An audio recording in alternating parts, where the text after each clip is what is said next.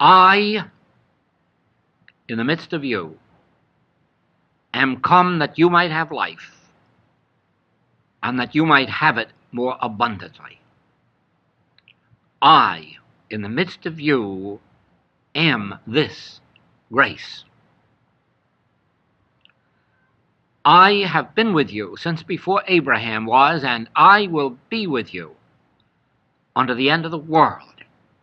And you have only to relax in me. That I within yourself, which is the Christ self, the spiritual self, relax in that, and you will be relaxing in grace. I have meat the world knows not of. And what is that meat? It is the state of grace which I am, which I embody. I can give you water, living water. And with it you will have life eternal. But you see, you rest back in that I within yourself. That I, that gentle I within yourself, this is the presence, and this is the power, and this is the grace that God planted in us in the beginning. And as we rest in this I that I am, as we relax in this grace, never thinking of it as a power, and never seeking to use it, abiding in it. Abide in the Word.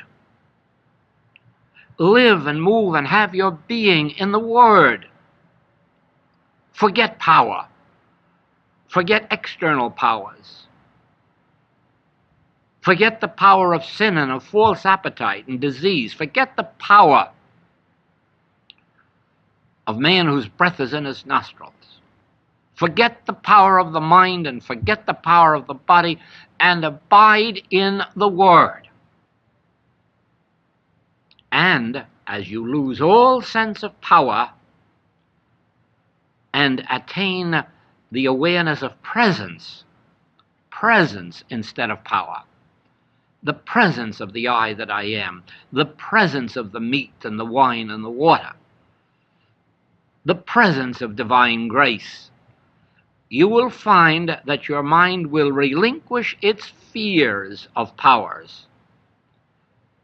And you know, all there is to heaven is a life devoid of fears. There is no other heaven. And there is no higher heaven than the consciousness of an individual who has risen above fear. And there is no way to rise above fear if you believe that there is a power. Even if you believe there is a power that God could overcome, you still will have fears that God may not overcome it in time. Therefore, understand the nature of temporal power. It is non-power in the presence of the realized Christ. It is non-power in the presence of the realized presence of the Spirit of God that is within. Temporal power is non-power in the presence of grace.